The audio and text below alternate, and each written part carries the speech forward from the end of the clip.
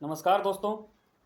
Newton ने हमको तीन इक्वेशन ऑफ मोशन के बारे में बताया था, जो कि इस प्रकार से है: v is equal to U plus A T, S is equal to U T plus half A T square, और तीसरा है v square is equal to U square plus two A S.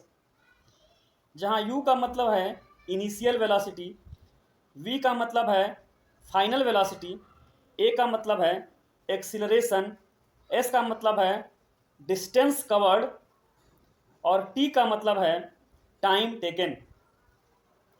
तो इन तीनों इक्वेशन के द्वारा न्यूटन ने मोशन को परिभाषित किया था और ये पाया था कि इन तीनों ही इक्वेशन के अधीन हैं मोशन। तो आइए हम देखते हैं ग्राफीय विधि के द्वारा कैसे हम इक्वेशन ऑफ मोशन को डिराइव करेंगे। तो आइए अब देखते हैं फर्स्ट इक्वेशन ऑफ मोशन को हम कैसे ग्राफिकल मेथड के द्वारा डिराइव करेंगे। यहाँ पर आपको एक ग्राफ दिखाई दे रहा है और इस ग्राफ के द्वारा, ये ग्राफ है वेलोसिटी और टाइम के बीच में। यहाँ पर एक पार्टिकल है या कोई एक ऑब्जेक्ट है जिसको कि 0 सेकंड पर देखना शुरू किया गया और पाया गया कि इस समय पर इसकी वेलोसिटी थी u, यानी कि ऑब्जेक्ट की इनिशियल वेलोसिटी क्या है यहाँ पर? तो ऑब्जेक्ट की इनिशियल वेलोसिटी है u, और आफ्टर t सेकेंड, यानी कि यहाँ पर x एक्सिस पर o से s के बीच जो डिस्टेंस है वो है t। तो t सेकेंड के बाद ऑब्जेक्ट की पोजीशन पाई गई कि ऑब्जेक्ट q पर पहुंच गया, और उस समय ऑब्जेक्ट की वेलोसिटी क्या थी? उस समय ऑब्जेक्ट की वेलोसिटी थी v। तो ऑब्जेक्ट की फाइनल वेलोसिटी क्या हो गई? तो ऑब्जेक्ट की फाइनल वेलोसिटी हो गई v। कितना टाइम लगा? तो टाइम लगा t। तो हम इसी के माध्यम से फर्स्ट इक्वेशन ऑफ मोशन का डेरिवेशन करेंगे।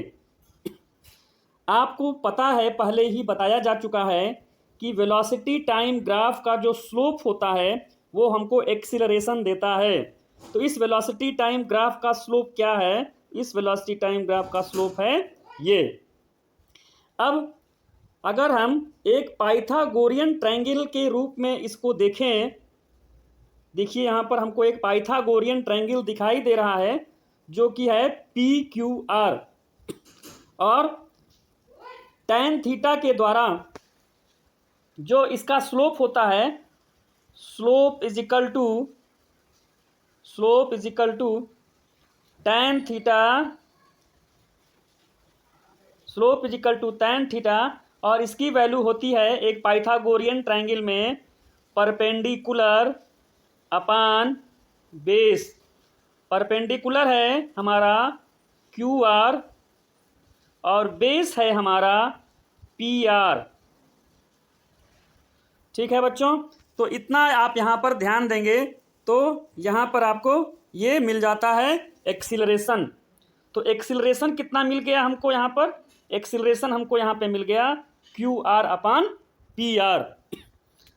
अब यहाँ पे आप इसको और गौर करेंगे तो ये जो QR की वैल्यू है वो वैल्यू का वो क्या वैल्यू है, तो ये कैसे फाइंड किया जाएगा?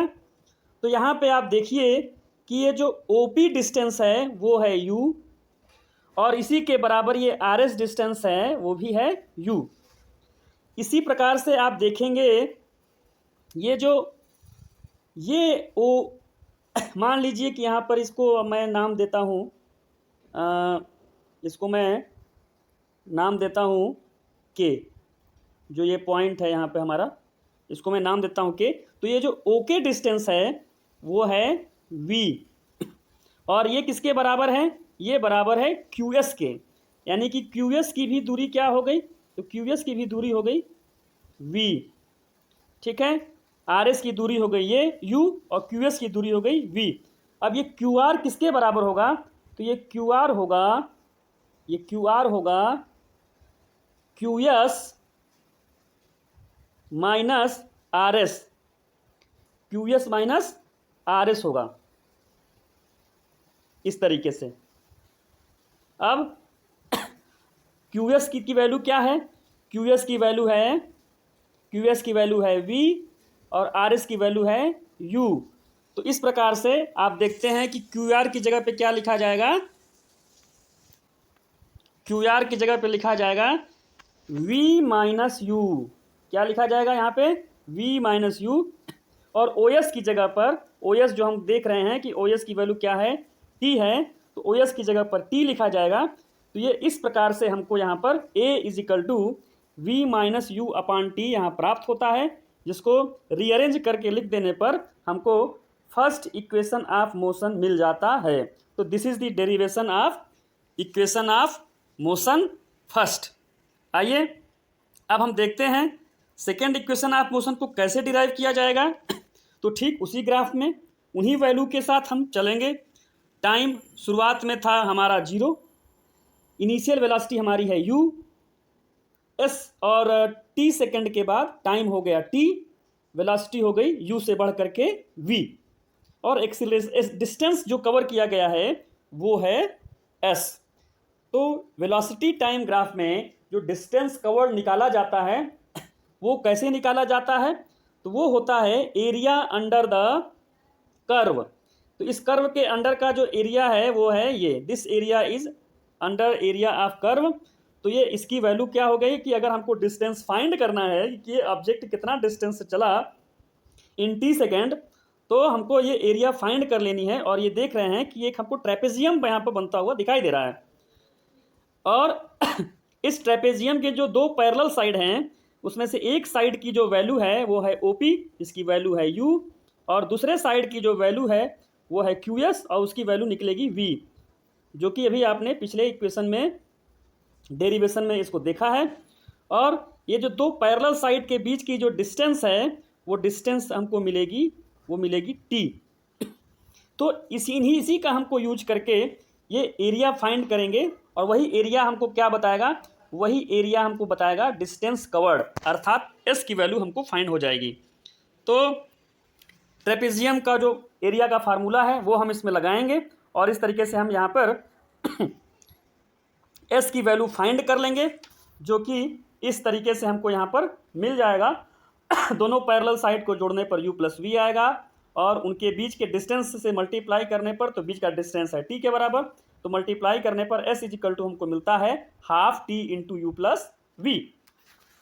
अब चूंकि अभी हमने अभी प्रूफ किया है कि V इज इक्वल टू होता है U प्लस AT, इसलिए अगर हम V की ये जो वैल्यू है वो इस इक्वेशन में यहाँ पर रख दें तो हमको ये इक्वेशन मिल जाता है S is equal to half into T into U plus AT।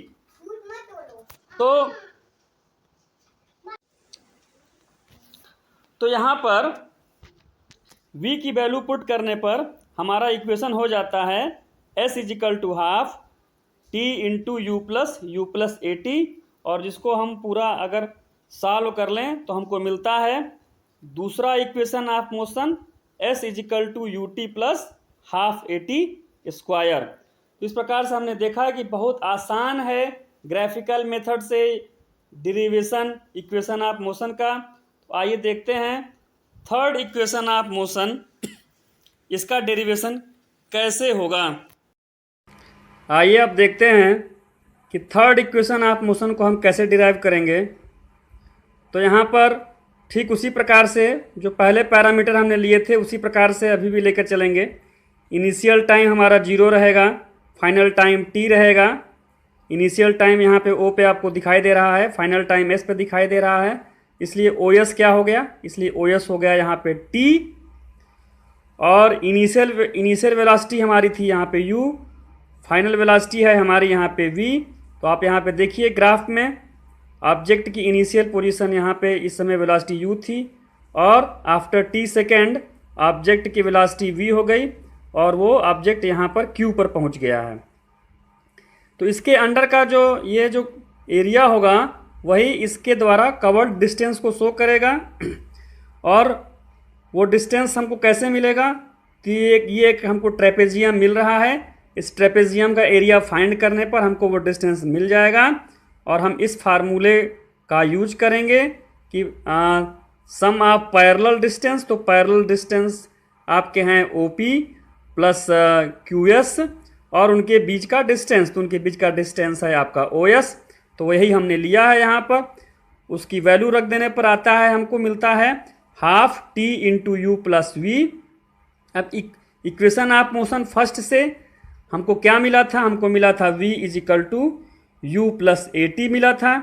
तो यहाँ से हमको T की वैल्यू क्या मिल गई, यहाँ से हमको T की वैल्यू मिल गई V minus you upon A। इस T की वैल्यू को जब हम यहाँ पे सब्स्टिट्यूट कर लेंगे तो हमको यहाँ पे मिल जाता है half V minus you upon A, और यहाँ पर U प्लस V हमने लिखा था तो उसको रीअरेंज करके हमने लिख लिया यहाँ पे V प्लस U। ये थोड़ा सा आपको ध्यान देने की यहाँ पर ज़रूरत है। आइए अब देखते हैं कि आगे इसकी वैल्यू क्या निकलने वाली है। तो यहाँ पे देखिए ये क्या हमको मिल गया, ये हमको स्क्वायर डिफरेंस का फार्मूला मिल गया। आपको याद होगा कि A square minus B square is equal to होता है एक ब्रैकेट में A प्लस बी, दूसरे ब्रैकेट में A माइनस बी। तो उसी प्रकार का ये भी हमको मिल रहा है। तो इससे हम लिख सकते हैं V square minus U square, और नीचे 2 और 1 को जब मल्टीप्लाई करेंगे तो ये आ जाएगा 2A।